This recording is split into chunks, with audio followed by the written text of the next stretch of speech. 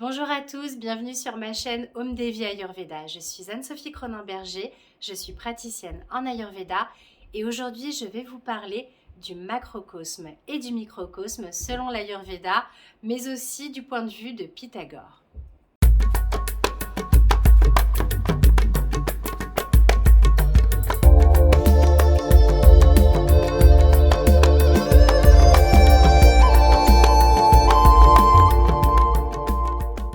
Alors en effet, l'Ayurveda reconnaît 5 éléments dont l'univers est composé.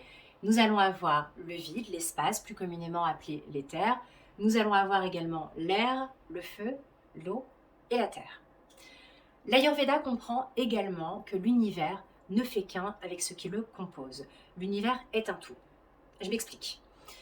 Vous avez peut-être déjà entendu cette phrase qui dit que les êtres humains sont tous composés de poussière d'étoiles. L'idée est très jolie, c'est un concept que j'aime beaucoup, mais qui s'explique. En effet, l'être humain est composé des mêmes atomes, des mêmes substances que l'on va retrouver au cœur même des étoiles. Dans ces composants, on a le zinc par exemple, on a l'azote, on a le fer, ou aussi on peut retrouver également l'oxygène. Tous ces composants qui naissent au cœur même des étoiles font partie de l'organisme de l'être humain. Ce qui a permis à quelques scientifiques de dire que l'être humain était composé de poussière d'étoiles. Eh bien, c'est la même chose avec les 5 éléments de l'Ayurveda. Quand l'Ayurveda dit que l'univers est composé de ces 5 éléments, on parle donc du macrocosme. Le macrocosme, on pourrait l'illustrer, en tout cas les 5 éléments, on pourrait les illustrer au niveau du macrocosme par le vent, par la pluie, par les océans, par le soleil qui représenterait le feu, etc.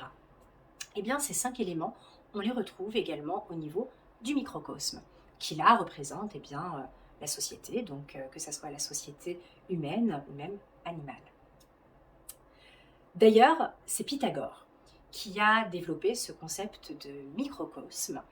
Et en faisant un peu de lecture, justement, je suis tombée sur un passage décrit par Pythagore qui, je trouve, reflète parfaitement ce que l'Ayurveda a observé concernant l'unicité de l'univers. Et je vais vous le lire, ce petit passage, parce qu'il me semble très intéressant de le partager. Alors, donc Pythagore dit de l'homme qu'il est un microcosme, non pas parce qu'il est composé des éléments, de tous les éléments, mais parce qu'il possède toutes les valeurs du cosmos. Dans le cosmos, en effet, il y a des dieux et il y a aussi les éléments, les animaux et aussi les plantes. Toutes ces valeurs, l'homme les possède. C'est exactement ce que l'Ayurveda décrit dans ses premières lignes, dans les premiers textes, que l'homme dispose, est composé de tout ce dont l'univers dispose également. Donc, que ce soit de ces 5 éléments, mais aussi de tous les atomes et les composants que l'on peut retrouver jusqu'aux confins de l'univers, au cœur même des étoiles.